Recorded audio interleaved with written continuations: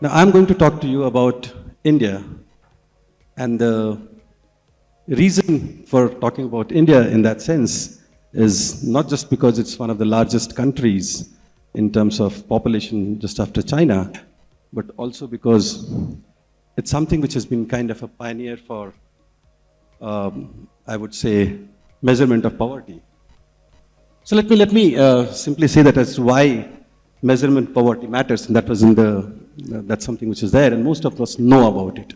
So there's no point talking about this issue to a crowd of converted, but it is important, and I think the most important point is what Martin Revellian, somebody who spent his life working on poverty, used to say, is that that's the best way to make the poor visible to the government, to the policy, and to the academic discourse. And correct measurement is the most essential requirement of any kind of a discussion on poverty alleviation, poverty eradication. And this is something which is going to be the most important agenda as well as the challenge coming forward, despite claims that poverty is, we are more or less close to eradicating poverty, or the global poverty numbers have come down. Now in India, and that's where the Indian story becomes very important, is that it has been one of the oldest, I would say, and very rightly so, a country which has invested a lot in measurement of poverty. We have the consumption service from the 1950s, and a very lively debate on what happens to, the way the consumption surveys were collected, how poverty lines were defined. And this was not just an academic debate. It's not just in the papers of academic journals, but it was a very, very political debate. There were political protests on poverty lines. This happened in 2011-12, but also on civil society's engagement with these numbers. So these numbers were outside the technical realm, but more in terms of policy perspective. But that is also something which has been driven by the changes that have been brought in. A lot of changes have happened, and I'm not going to get into the detail of it. But the changing consumption issues have brought in challenges of poverty measurement. And those challenges that we're talking about in terms of recall period, aggregation, how do you collect the data, and what exactly do they mean, are evolving on a day-to-day basis. So we have constantly changing that is happening. How do we take account of these changes? How do we incorporate those changes in making sure that the poverty is measured correctly? The second problem has obviously been how do you define a poverty line, and what exactly does a poverty line mean? And that has been a very, very important question. Poverty line is not just a simple number. It basically means something. There is a normative content which is there, and that basically is defined by what is required, what we define as basic needs, and what the country decides as basic needs. That itself has also been a very, very lively debate in India, and for a long period of time. In fact, since independence, we have been talking about those ones. And one of the things that is important to note in case of India is also that in India, it's a large country with a large number of states. The basic level of analysis has always been the states. In fact, our national poverty estimates have always been a weighted average of the state's number. So that we go down to the lowest unit and look at the poverty lines are defined at the state level, and most of the policy decisions are also taken at the state level. That basically helps them to be a more important unit rather than only the national poverty numbers. Can you go move to the next one? Next. So let me begin with what has happened after 2011-12, which is there in the title. Up to 2011-12, we had a lively discussion, and finally we had the Tendulkar committee, which defined it's a committee which was appointed by the government of India. And always our poverty committees have been appointed by the government of India, and they defined that we will use something which we call as the mixed recall period for consumption expenditure. And that's what we started following for estimation of poverty. And they also created a back series, which is very important. Next.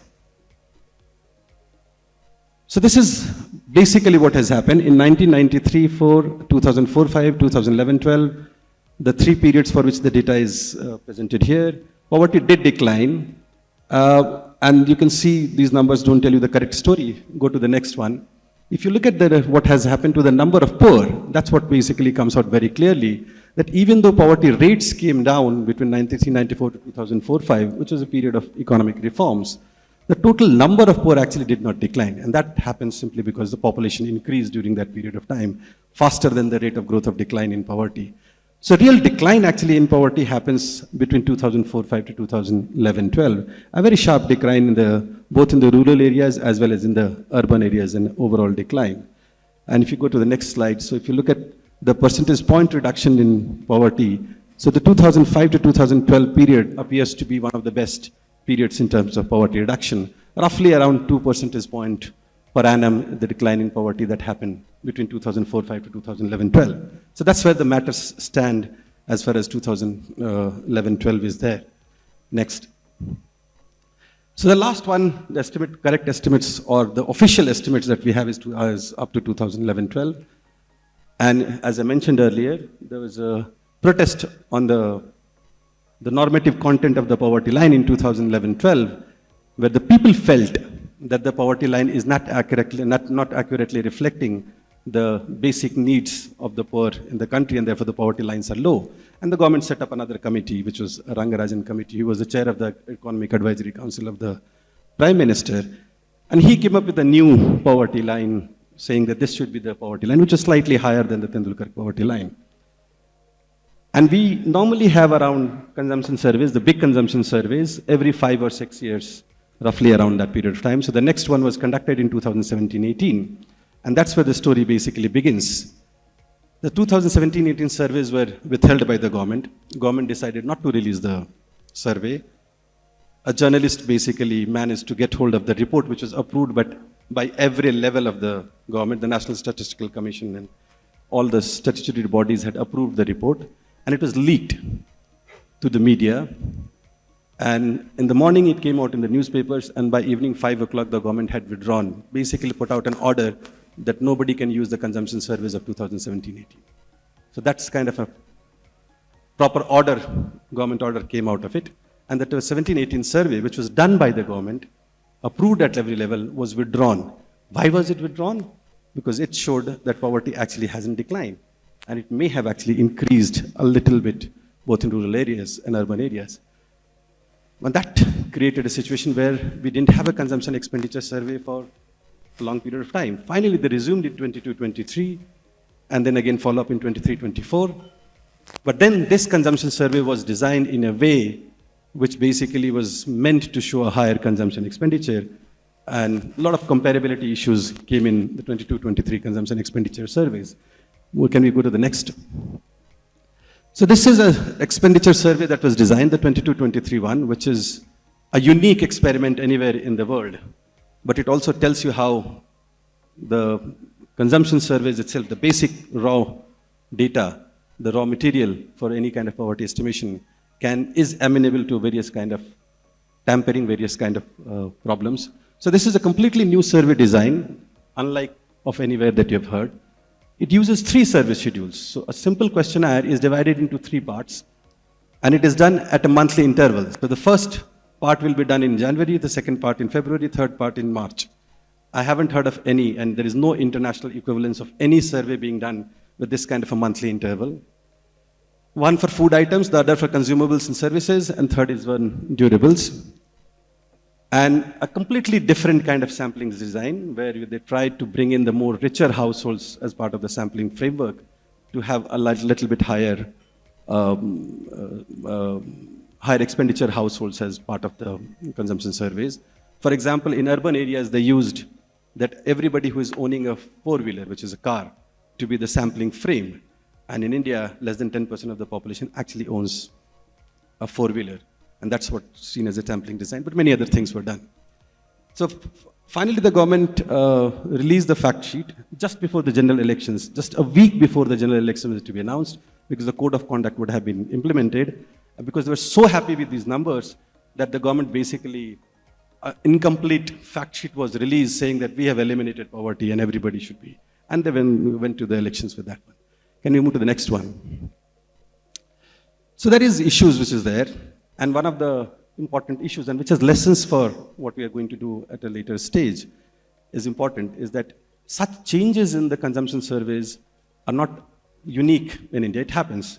But every time the National Statistical System changes the consumption surveys, it also tries to have what is called a bridge survey, which is basically maintaining comparability with the previous one. This time they decided they will not do the bridge survey, even though it was approved and advised by the National Statistical Commission. They basically decided not to do that. A pilot was necessary. Nobody knows whether the pilot was done or not. The survey basically with a 3-month interval period leads to all sorts of problems. I mean, attrition. I mean, this is not very common, but not very rare also, that you have a seasonal migrant, particularly poor households, who are there in April for the harvesting season, but in May and June, they are not at the place because they have gone for seasonal migration to work in the brick kilns, to work in some other places or other things. Now, what do you do with those questions? Because first round has been done, first part of the questionnaire has been done, second and third are not there. It is the other way around somewhere that your first and second has been done, third is not there. Respondents are very different. First one, the household head is the respondent. Second one, the child is the respondent. Third one is the wife is the respondent. We don't know. I mean, these are all complicated issues, but they mean a lot in terms of what the consumption and aggregates you are going to get. Items were aggregated. For example, a good example of that is a lot of poor people actually consume a lot of what we call as the coarse cereals, the millets, jawar, bajra, and those kind of stuff. This was a question which was very important question. In 2023, they basically put in one item as a coarse cereals, which has absolutely no meaning, because you do go and ask somebody as to do you consume coarse cereals, they will not say. You ask them, do you consume jawar and bajra? They will say, yes, we consume those ones. So lots of other things were done. Can we move to the next? So that's where the problem lies, that we don't have actually officially any poverty estimate. Government of India has decided not to engage with the issue. The Rangarajan Committee poverty lines which were submitted to the government, it has refused to act on that. It said that we are not bothered about these ones. World Bank obviously has the job of producing poverty numbers, and they have been doing it. And they did it on 26th of April, and this was splashed on the front page news of our country. World Bank basically said that there are 2.3% poor in 22-23. That was based on the $2.15 poverty lines, down from 16%. And only 33 million people, remember the 33 million number as the number that we'll come back to that in 22-23. The IMF working paper, which was produced by the Executive Director of India to the IMF, Surjit Bhalla, they basically said that poverty has come down to 1.4% in 2019. And if you actually include the imputed transfers, it's 0.8% in 2019. That's just to give you an idea of it, that by the World Bank numbers, China's poverty in 2019 was for 1.7%, roughly around that number, with a 5 times more per capita income in India. So that's something which has been going on. Now the World Bank has revised it, and now we are at 5.3% for 22-23 with the $3 poverty line with the new ICP numbers. And this was something which was celebrated, cheered by all the government economists, and came out, everybody said that we have eliminated extreme poverty. I mean, China did it much later, we did it now itself at the 1/5 of the per capita income that is required. Can we move to the next? And this is roughly gives you an idea of the range, and this is, the World Bank numbers are here in the right-hand side, and if you do a proper comparison with the Tendulkar and Rangarajan names, those numbers are a little higher than what the World Bank numbers would suggest. Move to the next. So that's what the problems, and then there are a number of these estimates that have come out in public domain by various economists, the government-affiliated economists and all of that. But most of these problems, most of these estimates in that sense, are really not addressing the issue of comparability. They're all assuming that the 22-23 is comparable, despite the fact that there are serious issues of comparability, knowing fully well, and that includes the World Bank, that assuming that, okay, we are not bothered about this kind of a thing, let's go ahead and do whatever we can do that. But it's also a problem that we don't have a poverty line. So in the current estimates of the World Bank, for example, when you do that exercise of getting the median or mean, whatever, India doesn't figure because India doesn't have a poverty line after 2011-12. So we don't have a poverty line, we don't have a consumption expenditure which is comparable in a period which has been a very, very rapid period of changes in the Indian economy, both in terms of economic shocks that we had in 2016 and 17, and the entire currency was wiped out with a demonetization kind of an experience. We had the pandemic, we have various other things, but we don't know what has happened to poverty, and we're talking about a country which had an institutional process of monitoring poverty since the 1950s, just before independence. Before India became republic, we had the system back in place there.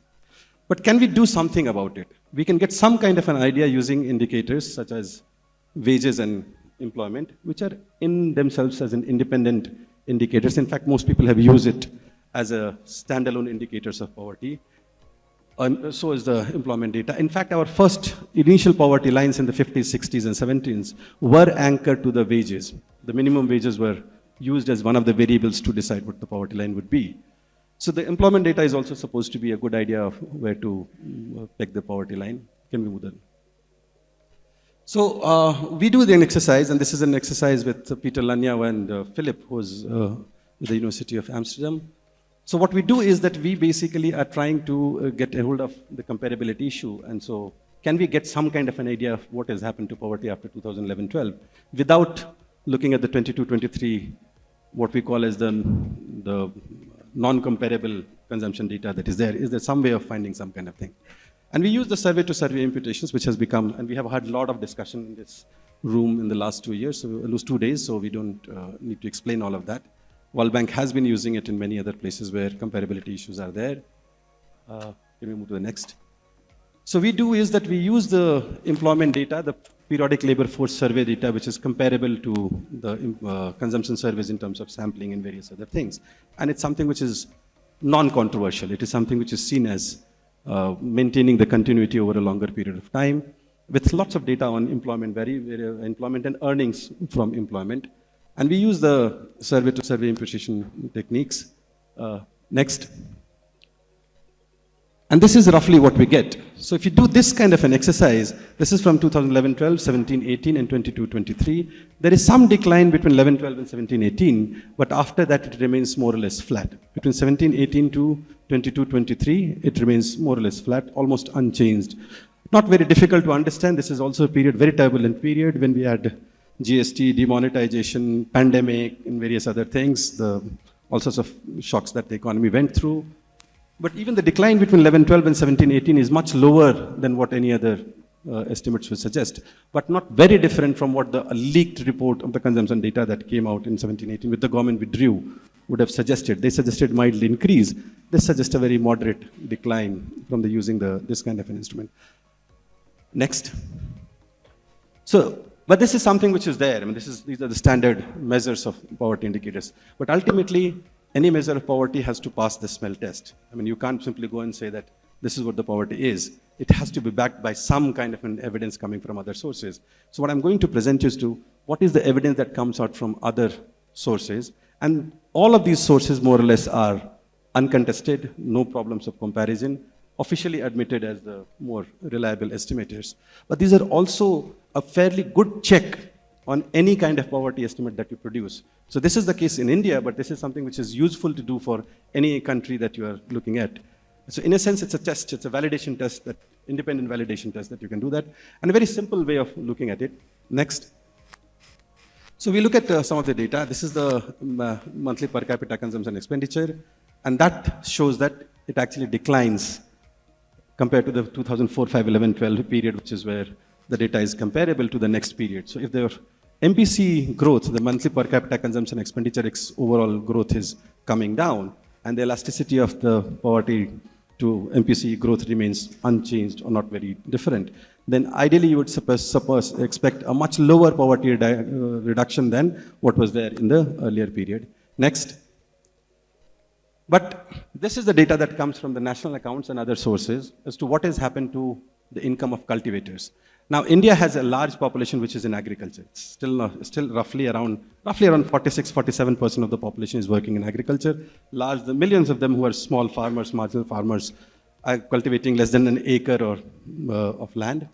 And their incomes has actually declined in real terms between 2017-18 to 2022-23. But even if you look at between the longer period of 2011-12 to 22-23, it has come down from 7.5% in the 2004-5-11 period to roughly around 1.2%. That's a level of increase in incomes in the farmers there. Next.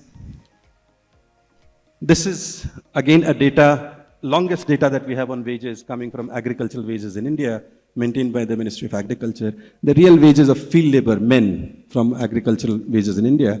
As you can see, this is 11-12, and then goes on, and then roughly flat. And this is the increase that has happened from 2004-5 to 2011-12. Next. This is the data that comes from another source, which is wage rates in rural India, again maintained by the Ministry of Labor, a long-term data series. As you can see, between 2004-5 to 2011-12, 12-13, actually, real wages were increasing for all occupations, plowing, harvesting, unskilled laborers. And they, after 2012-13, up to 2022-23, they became flat. So they're almost like flat. Farmers account for roughly 35% of the total number of workers. Casual wage workers account for roughly 20-25% of the total number of workers. So we have now covered 55% of the workers, roughly, of the total economy so far. Next. This is for the casual workers from the Employment and Unemployment Service, which also shows a decline deceleration in rate of growth. Next. This is for the regular workers, which are people who have some kind of steady income with a security of tenure and contract and all of that, generally better quality of work. Their incomes actually have declined in real terms. And this is not something which is unique. Our chief economic advisor, our finance ministry has been now making this issue now that even the middle class, people who are better employed, their incomes in real terms have declined. And that has happened, Chloe, both for male, female, urban and rural, any category that you take it, that is what has happened. At the regular workers, we are going for roughly around 67% to roughly 75% of the total workers in the economy. Next. So if you look at all the workers, all the employees, any kind of employer-employee relationships, all workers who are there, this is the kind of a picture that you get. The rate of growth of real incomes, real earnings from all sources. This is the first three slides are rural, urban, and total for 2004, 5, 11, 12. And the next one is 11, 12 to 22, 23. In urban, as you can see, these are in real terms, they're declining. That's where the regular workers are more. And that's where 50% of the workers are regular workers. Next. And this is people who are employed in the unorganized sector, the non-farm unorganized sector. And these are small enterprises, tiny enterprises, medium enterprises. And what has happened to their, and there are different measures that I'm talking about. The GVA per enterprise, gross value added per enterprise, gross value added per worker, emoluments per hired worker. Look at any indicator, you see that these things have not been that good. It has actually decelerated. Next. So the good thing, and that's what the government celebrated, was that, okay, finally, the number of workers in the economy has increased. So we now have more number of workers working in the economy, and massive increase in the number of workers. But if you break it down and look at where the workers have gone, is the next slide. This is the share of agriculture in total employment. We had a fairly rapid non-farm diversification. People in agriculture, share of agriculture in total employment was coming down, and this is some from 70s onwards. Between 2004-5 to 2017-18, roughly around 60 million workers moved out of agriculture to the non-agriculture sector, which is a good sign. That's what you would actually want. And that's a sign of structural transformation that any growing economy would suggest.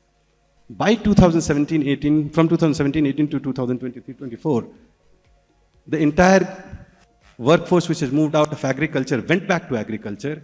More workers were added to agriculture. And we now have a situation where the number of workers in agriculture is the highest at any level. The share is also much higher in the last 30 years that we had. Now, I looked at the data for 190 countries. And there is not a single example in the last 60 years where a country is growing, claiming to grow at 5%, 6%, and the number of workers in agriculture has increased, or the share of workers in agriculture has increased. There's absolutely no example of that anywhere at any point of time from the data that exists. This is a complete reversal of the structural transformation. Next. Most of the increase in workers has also been on women workers, female workers. And female workers are generally most in what is called in unpaid employment is where they are moving in. But a better evidence of that is what happens to female workers in our country is next.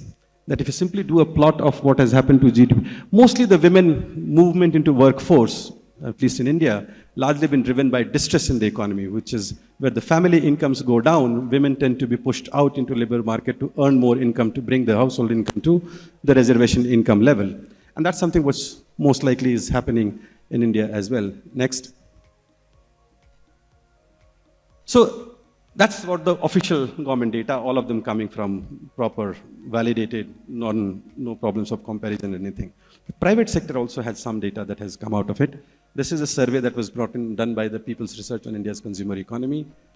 Look at the growth rate of income of the bottom 50%, middle 40%, top 10%, and full population. The bottom 40-50% rate of growth of income actually declined quite sharply, almost half. That's what we're talking about. The top 10% incomes increased, and you can see an acceleration there. Next.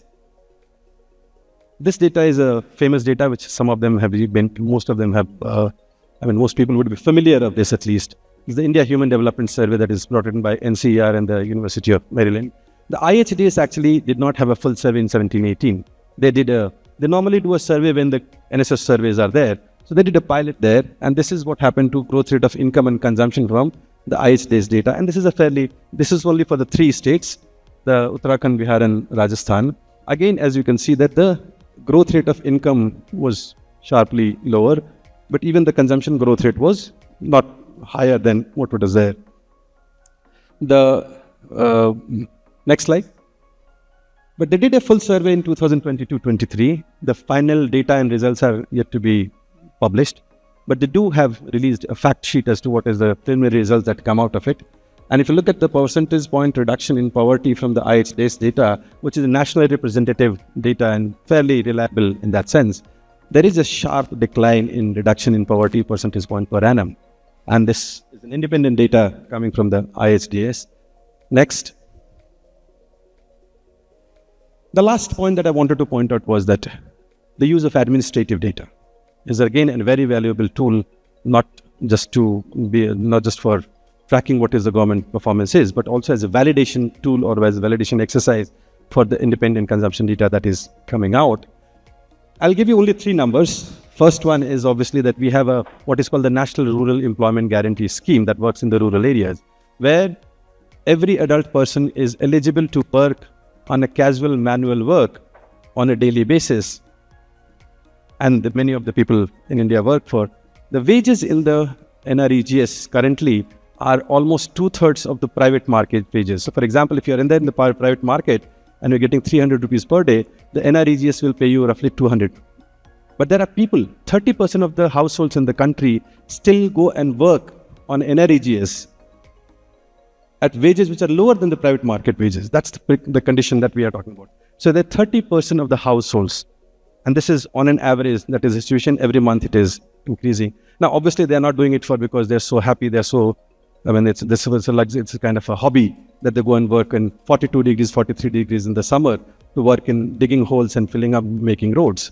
These are people, we are talking about one scheme. Roughly 50% of the households are getting up to the PDS stores, sometimes 5 kilometers away, to get what is given by Government of India as free rations. How much of that is? That is equivalent to 1 day's wage. And for that, they queue up, they go to 5 kilometers. That's 50% of the total population, including rural urban areas. Government started some social protection programs. So what we have is called an e-Shram portal, where people can register for various kind of social sector benefits, social protection benefits. 310 million people registered, and that number is growing. Now it is close to 370 million people registered as part of the e-Shram portal, of which more than 94% reported a monthly income of less than 10,000. Monthly income of less than 10,000 rupees. That is less than the poverty line that we currently have in any way that you're trying to use. So that's the situation that we have currently from the administrative. I can put in a number of other administrative data that is available. Next. So really the question that we are struggling here is that we don't know. Honestly, with the available 22-23 data or 23-24 data, it is impossible to suggest we'll come to any conclusive answer as to what has happened to poverty in India after 2011-12. One, it is not usable, but there are other ways that you can make sense of it. And my plea has been that to use other indicators as well and not rely only on the consumption expenditure data. And some of these external indicators on wages, earnings, employment, they suggest a completely different picture from what we are getting from the standard analysis on poverty. But we need to have a better sense of it, and probably more research is needed to make sense of all of the data, I mean, multitude of data which is available. Only a snapshot has been given here, but we can have many, many more data that is available from independent sources, from officially valid sources. And none of these are like a figment of imagination. These are all approved ones. We can also use other methods, and survey to survey estimation also suggests that the reduction in poverty is unlikely to be as high as it is going to be, is predicted by the standard analysis. And they are much more consistent with the other data that is coming out from other indicators, particularly employment, earnings, and those data. The issues is here we are stuck with. The consumption survey released in 22, 23, 23, 24 is welcome, but it doesn't offer any solution to what has happened to the most important issues there. And we need probably a better, I mean, a new committee or new way of reconciling with the difference and have probably a bridge survey or whatever that is required. Let me end by giving some lessons on what can, for poverty measurement in general, not necessarily restricted to India, but next. So that's something which where I would like to end, is that we are not the only country to be in this kind of a situation, and this is not the first time we had a situation. We had a similar problem in 1999-2000, where there was this abrupt change that was made in the survey methodology. But that time the government, I mean the civil society, the academia had a very, all came together. We had a very hot debate, very lively debate. A book was produced, The Great Indian Poverty Debate, edited by Angus Deaton, and all of the stalwarts entered in that. The government accepted that the data is not comparable, and it decided they will not use the data. The World Bank also decided not to use the data because the data is not comparable. So if you go to the World Bank website, PIP platform, you'll not find a poverty estimate for 1999-2000. And that was a good decision that the World Bank took at that point of time, that any data which is not comparable cannot get into our World Bank, I mean, international. But reality is that international poverty comparisons are an important tool, more for academic purposes and more for inter-poverty comparisons. But they are not a substitute for national efforts for poverty measurement, which is something which has to be a domestic effort, which has to be a national effort, driven by national concerns, driven by the needs, necessities, and requirements of the national governments. And that strengthening of the national system is something which is very, very important. And that means also prices, the price adjustment that is required. The question that was asked about can we go down below to the level of this country to the lower administrative units of blocks, districts, and all other things that you're doing there. And I think that's where more effort needs to be done. And that poverty line should actually be a national poverty line, which should reflect the domestic needs, the basic needs, whatever you call it, not social norms, whatever you talk about it. And that is something which is important and should be updated at regular intervals to reflect the changing reality. Countries are moving very fast, growth is happening, consumption patterns are changing, and they need to be accounted in there. But most importantly, any such measure of poverty line should be consistent with the kind of consumption measure that we are using. And there has to be some kind of a dialogue between these two, have a consistent measure of, that's where the purity is important. Next. So that something is important, and I think much more effort needs to go into this. Let's accept it. There is going to be changes over time in the way consumption is being measured. That is happening because the countries are changing, consumption patterns are changing, the data collection methods are changing. There is obviously computer CAPI is there and various other things are there. But any change should be preceded by a pilot or some kind of a bridge survey to make sure that the comparability is not lost. And these changes, the recall period changes or the aggregation problems are not the only ones. I can tell you what are the problems that are going to come that we are grappling with. For example, how to account for free transfers. The government of India is moving towards now including public expenditure as part of private expenditure, which in some cases most likely the World Bank has also done, which is that any subsidy that the government gives should be included as part of the private expenditure, because after all that raises the welfare ones of the private individuals. But that opens a Pandora's box. Which ones are we going to include? Are you going to include education, health, law and order, judiciary, justice, whatever, XYZ, defense? Because all of these are provided by the state, but the citizens benefit out of it. Should we include all of that into that? There are issues that are talked about, how to impute various renting and other things which are there. So there are challenges and these changes will come. Are we prepared to deal with those challenges is a question that is there. I think the issue is obviously is that those challenges have to be dealt with. We need to have better strategies to do that. And that can only be done by, if you have a good independent system to oversee the data collection. Independence of the statistical system is something which is very, very important. Governments have a vested interest in corrupting the system or taking over the system, capturing the statistical system to suit their own needs. And next one, and it is, I'm telling you, this is not something which is a rare event. It happened. One of the best statistical system, which was India, which was a pioneer of that, is a living example of that, how systems can collapse within a very short span of time. So it happened. And many places where statistical capacities are weak or government interference, which is likely to be there, the government would like to show that poverty reduction has been very higher, and it's much easier to change the consumption measure to show a very high consumption, to show a very high poverty reduction. How do we safeguard against those? So we need to actually be very watchful about it, very careful about it. But more than that, take that as granted. That's something nobody can predict. Nobody can predict as to what governments will come and what they are likely to be.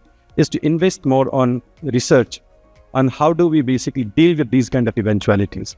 Can we finally have some kind of suitable proxies or some methods to small area estimation or survey-to-survey imputation or synthetic panels? Or there can be many more, but we need to be prepared for those kind of eventualities. And that will require a more kind of an international effort, more kind of learning from each other and learning from each other, not just for the ways of dealing with it, but also how to prepare for those eventual. And I think multilateral institutions have a role to play in not just informing each other about the challenges, the new advances in that one, but also be a repository of those kind of methods which can actually be used by countries where these kind of things may happen, may not happen, but there's not 100% guarantee that it will not happen. It may happen at some point of time. Better be prepared for those ones. And I think that's where I will end, that the challenges require a much more collaborated effort, much more cohesive kind of thing, and be aware of those challenges that can come from different possible sources. Thank you.